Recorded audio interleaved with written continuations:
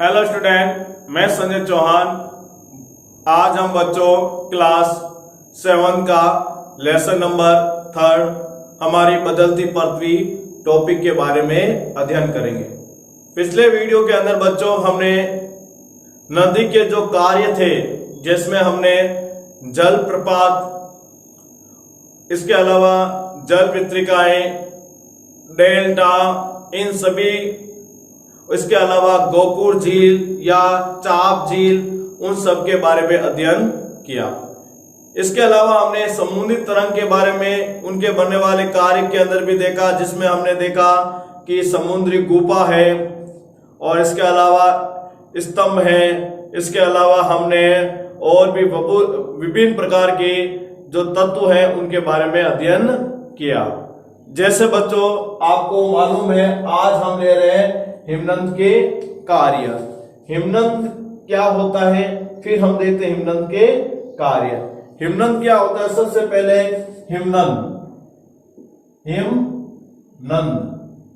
देखो, इसको अपन him plus नंद दो टुकड़े करते हैं, तो हिम प्लस नंद। हिम का मतलब होता है बर्फ और नंद का मतलब होती नदी। तो ये क्या बनती है? बर्फ की नदी। तो यहां पर परिभाषा क्या होगी? बर्फ की नदी को ही हिमनद कहते हैं। बर्फ की नदी को ही हिमनद कहते हैं। तो आपको मालूम हो गया होगा बच्चों, बर्फ की नदी को ही क्या कहा जाता है? हिमनद कहा जाता है। उसके बाद हम देखते हैं कि हिमनद के कार्य। सबसे पहला है हिमनद हिमोड। तो हिमनद हिमोड, देखो हिमनद का अर्थ आपको मालूम चल गया बच्चों। हिम की नदियां होती है, बर्फ की नदियां होती है, उसे हिमनद कहते हैं। अब है हिमोड। हिमोड को देखिए, हिम प्लस ओड, हिम प्लस ओड। यदि इस तरह हम देखते हैं तो हिम के द्वारा लोड लेकर या हिम को द्वारा लेकर आई गए पदार्थ को ही क्या कहते हैं? हिमोड। तो याद रखना बच्चों, सीधा सा लिखना है, हिम नदियों के द्वारा, हिम नदियों के द्वारा लाए गए अवसादों को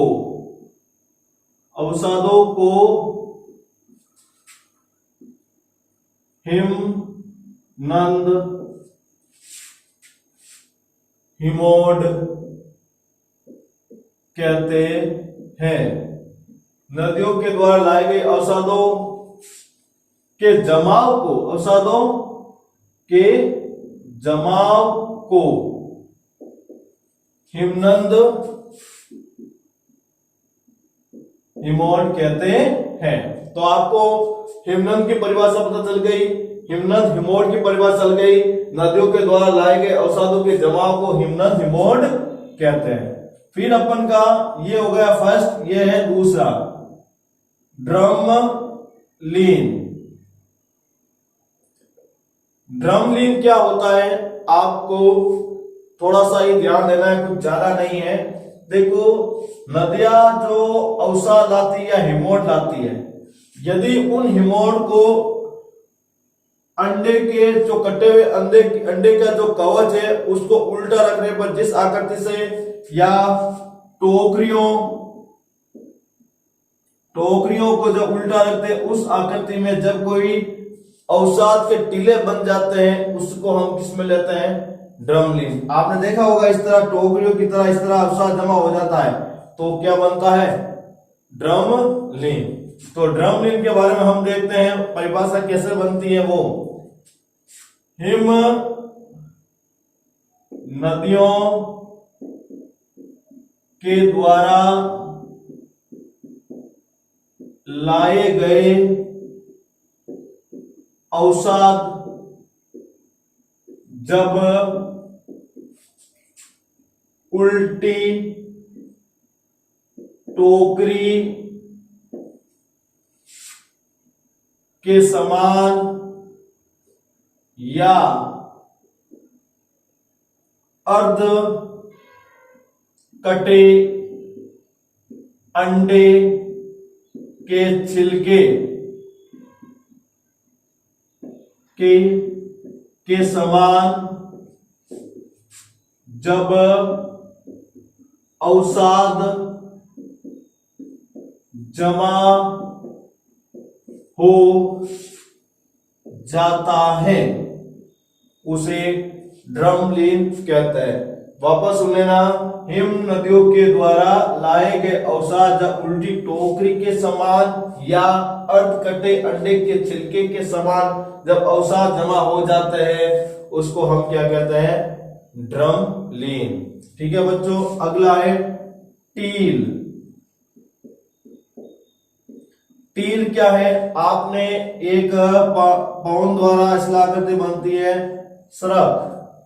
क्या बनती है? स्रक। जब स्रक चोटियां या स्रक अपर्दन के अंदर जब अवसाद जम जाने से ये जो स्रक शिलाकृति और ज्यादा गहरी हो जाती है उसी को क्या कहते हैं? टील। तो याद रखना इसकी, हिम के जमाव के कारण चट्टानों में कुर्सी के समान स्थलाकृति का निर्माण होता है। याद रखना, जब हिम के जमाव के कारण चट्टानों में कुर्सी के समान स्थलाकृति का निर्माण होता है वो क्या कहलाती है बच्चों? टील कहलाती है। क्या कहलाती है? टील। तो आपने देखा बच्चों, हिमनद, हिमोड, ड्रमलिन और ये टील, ये सब के सब किसके बने हुए शिलाकृति हैं बच्चों? याद रखना, हिम नदी के कार्य के द्वारा। अब हम देखते हैं वायु के द्वारा अपर्दित शिला आकृति। तो ये परिभाषा आप नोट कर लेना अपने नोटबुक के अंदर। अब हम देखते हैं वायु के द्वारा बनने वाली शिला आकृतियां। तो वायु के द्वारा बनने वाली जो शिला आकृतियां हैं वो विभिन्न प्रकार की है। उसमें से आपको मुख्य रूप से है उनका बारे में अध्ययन करेंगे। वायु के द्वारा वायु के कार्य टॉपिक। वायु के कार्य के अंदर एक आता है लोएस क्षेत्र फर्स्ट। दूसरा अपन देखते हैं छत्रक। क्या देखते हैं? छत्रक। तीसरा टीले। क्या देखेंगे? टीले। इन सभी शिलाकृतियों का हम क्या करेंगे? विस्तार के साथ अध्ययन करेंगे। तो सबसे पहले लोएस। लोएस क्या है? अब लोएस के बारे में हम जब पढ़ते हैं तो लोएस की प्रवृत्ति के बारे में देखते हैं। तो याद रखना, किसी क्षेत्र में मरुस्थलीय रेत के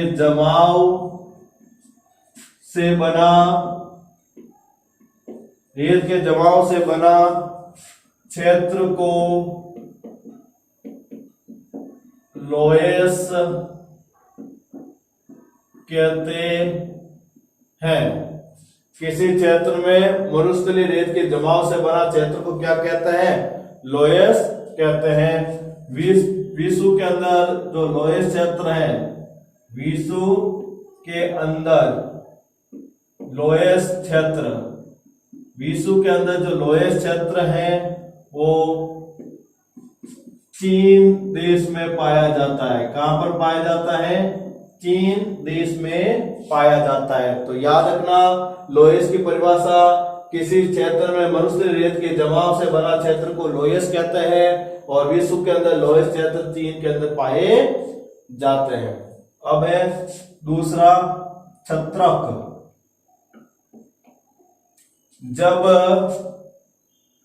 जब वायु के साथ उड़ते कण जब किसी चट्टान को घर्षित करते हुए उड़ते हैं तो उस चट्टान के बीच भाग क्या हो जाता है? अपर्दित हो जाता है। किंतु ऊपरी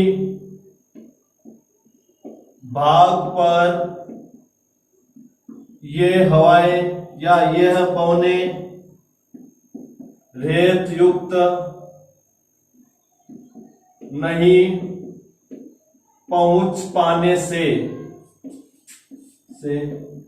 ऊपरी भाग का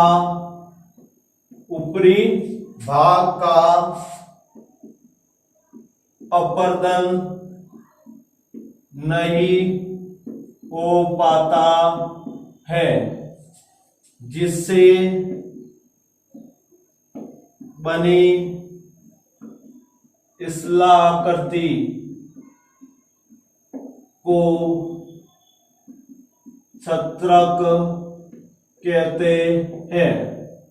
देखो बच्चों, एक बार इसकी परिभाषा पुनः देख लीजिए। जब वायु के साथ उड़ते कण, आपने देखा होगा रेगिस्तान के अंदर जब धूल भरी आंधी चलती है तो रेत के कण उड़ते नहीं उड़ते हैं? साथ में उड़ते हैं ना। तो उड़ते हुए कण जब किसी चट्टान को घर्षित करते हुए, जब कण उड़ेंगे साथ में तो किसी चट्टान को घर्षण करेंगे, तो घर्षण करते हुए उड़ते हैं तो उस चट्टान के बीच का भाग अपर्दित हो जाता है, किंतु ऊपरी भाग पर ये पवने रेत जो नहीं पहुंच पाती है, क्योंकि रेत के जो कण वो नीचे ही रहते, ज्यादा ऊंचे नहीं पहुंच पाते हैं, तो ऊपरी भाग का अपर्दन नहीं हो पाता। इससे बनी स्थलाकृति को क्या कहते हैं? छत्रक। जैसे आपने देखा होगा ये जो चट्टान है इस तरह की एक चट्टान थी मान लो, और ये धीरे धीरे घर्षित होती गई, इस तरह से भी इस तरह की ये करती इस तरह घर्षण हो रही है और ये घर्षण हो गई, और घर्षण होने के बाद ये देखो इस तरह आकृति की बन जाती है। तो क्या हुआ? एक छतरी के समान हुई ना, ये छतरी के समान, तो इसलिए इसको क्या कहा गया? छत्रक। तो इसके ऊपर से हिस्सा ऐसा हो जाता है और नीचे से हिस्सा ऐसा बन जाता है, तो क्या हो जाता है? छत्रक स्थला आकृति।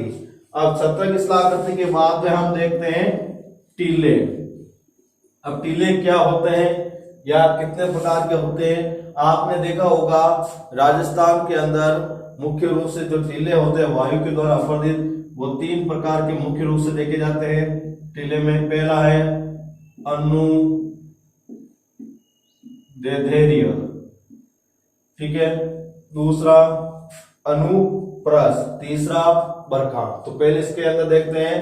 तो वायु द्वारा निर्मित वायु के, या फिर सीधी भाषा में आप लिख लो, भाषा में लिखना चाहते हो तो आप सीधी भाषा में लिख सकते हो, वायु के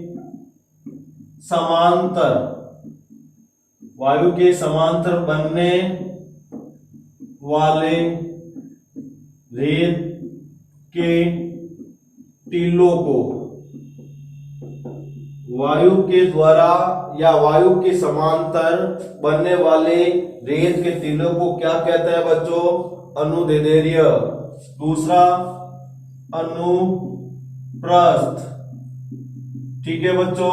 पहला हमने पढ़ लिया अनुदैर्ध्य, वायु के समांतर बनने वाले रेत के टीलों को कहा जाता है। फिर अनुप्रस्थ अपन देखते हैं, तो वायु के समांतर ना बनते हैं। देखो अनुप्रस्थ है, वायु के समांतर ना बनकर बल्कि समकोण पर इनका निर्माण होता है। याद रखना, वायु के समांतर ना बनकर कहां पर बनते हैं? समकोण पर बनते हैं, इसे अनुप्रस्थ कहा जाता है। तीसरा बरखान। कौन सा है बच्चों? बरखान। तो याद रखना, अर्ध चंद्राकार रूप में पाए जाने वाले टीले, अर्ध चंद्राकार रूप में पाए जाने वाले टीले को हम क्या कहते हैं बच्चों? बरखान कहते हैं। अब इसके बारे में अपन को थोड़ी सी इस्लाह आकृति के माध्यम से हम समझाते हैं कि इनका निर्माण कैसे होता है। जैसे हमने दिखा है वायु के समांतर, तो ये इस तरह के ये टीले बनते हैं, ठीक है। और फिर अनुप्रस्थ, तो वायु के इस तरह ये टीलों का क्या होता है? वायु ऐसे चलती है, टीले का निर्माण इस तरह होता है, ठीक है। अर्धचंद्राकार, ये इस तरह की, इस प्रकार की इस आकृति का क्या होता है? निर्माण होता है। इस तरह ये अलग अलग प्रकार के इस आकृतियों का क्या करते हैं? निर्माण करते हैं। अब हम लेते हैं बालू टीपा। बालू टीपा, यदि हम बालू टीपा की बात करें बच्चों, तो आपने देखा कि आप जानते भी हो राजस्थान के मरुभूमि के अंदर इस प्रकार के रेत के टीबे पाए जाते हैं। तो किसके द्वारा बनते हैं? वायु के द्वारा बनते हैं। और वो अपना स्थान परिवर्तन करते हैं तो भी किसके द्वारा करते हैं? वायु के द्वारा ही करते हैं। तो वायु के द्वारा इन बालू टीबों का क्या होता है? निर्माण होता है। जब परिभाषा इस प्रकार है, वायु के कारण, वायु जब रुक जाती है, वायु जब रुक जाती है जिसके कारण, वायु जब रुक जाती है जिसके कारण रेत या बालू, रेत लिखो या बालू के कण प्रवाहित होने के स्थान पर इस एक स्थान पर ही निक्षेपित हो जाते हैं, उसी को हम क्या कहते हैं? बालू टीबा। वापस सुन लेना, जब वायु जब रुक जाती है जिसके कारण रेत के कण प्रवाहित होने के स्थान पर, एक ही स्थान पर निक्षेपित हो जाते हैं, वो क्या कहलाते हैं? बालू टीबा। आपने देखा है जैसलमेर की तरफ जाते हो, बाड़मेर की तरफ जाते हो, जालौर की तरफ जाते हो, तो इस प्रकार के बालू टीबे के जो ढेर है आपको बच्चों दिखाई देंगे। क्योंकि राजस्थान के अंदर जब गर्मियों के अंदर तेज गति से आंधियां चलती हैं, लू चलती है, उस समय ये बालू के टीबे होते हैं, वो कहीं भी स्थायी रूप से नहीं रहते हैं, बल्कि अपना रूप परिवर्तन या स्थान परिवर्तन करते रहते हैं। आपने देखा होगा, एक शब्द भी सुना है, रेगिस्तान मार्च। रेगिस्तान मार्च, रेगिस्तान मार्च का अर्थ क्या होता है? तो सीधी सी भाषा में देखते हैं तो रेगिस्तान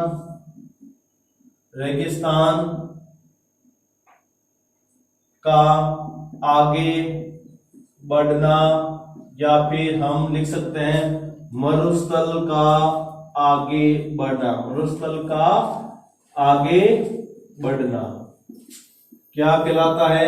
रेगिस्तान मार्च या रेगिस्तान का आगे बढ़ना होता है। और आपने पता ही है राजस्थान के अंदर जो रेगिस्तान है वो पहले थोड़े से ही भूभाग पर था, लेकिन वर्तमान के अंदर इसका जो विस्तार है लगभग दिल्ली तक पहुंच चुका है। और राजस्थान के अंदर देखें तो जयपुर तक पहुंच चुका है। और भारत के अंदर इस रेगिस्तान का जो विस्तार है वो पंजाब, हरियाणा और दिल्ली, उत्तर प्रदेश, राजस्थान, इन सभी, गुजरात, इन सभी क्षेत्रों के अंदर देखने को मिल रहा है। उसका क्या कारण है बच्चों? रेगिस्तान मार्च है। क्या है? रेगिस्तान मार्च। रेगिस्तान मार्च के कारण ही टिब्बों का क्या हुआ है? प्रवाहित रूप देखने को मिला है। और आपको मालूम ही है रेगिस्तान मार्च के दौरान जो पवनें होती है, जो सबसे ज्यादा उत्तरदायी होती है वो होता है दक्षिण पश्चिमी मानसूनी पवनें।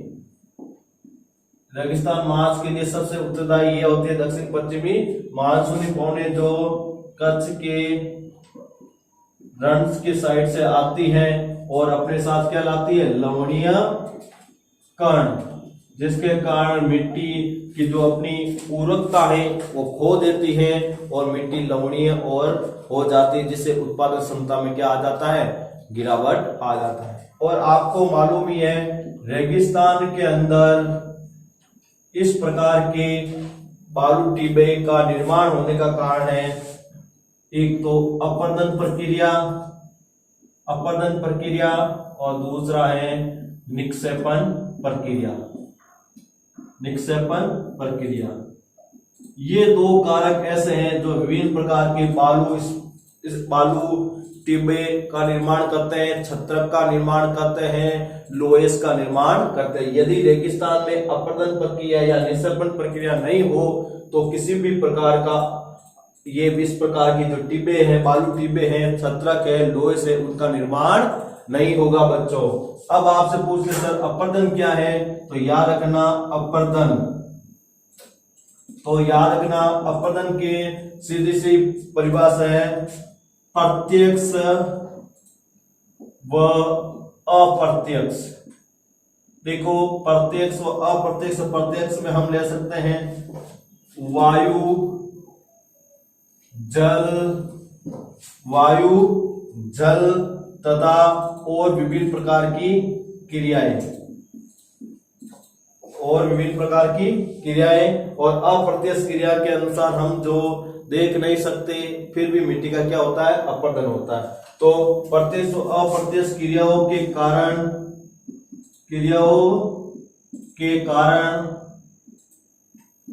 मिट्टी का कटाव क्या कहलाता है? अपरदन। प्रत्यक्ष व अप्रत्यक्ष क्रियाओं के कारण मिट्टी का कटाव क्या कहलाता है बच्चों? अपरदन।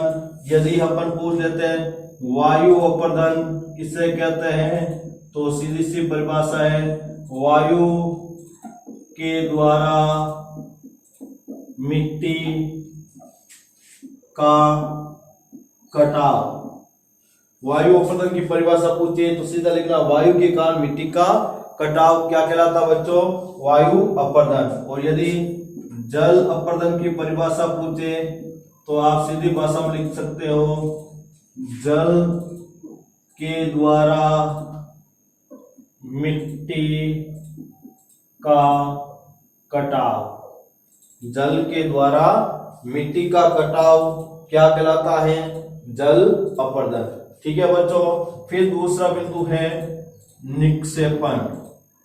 कौन सा बिंदु है? निक्षेपण। यदि हम निक्षेपण की प्रक्रिया की बात करें तो याद रखना कि वायु व नदियों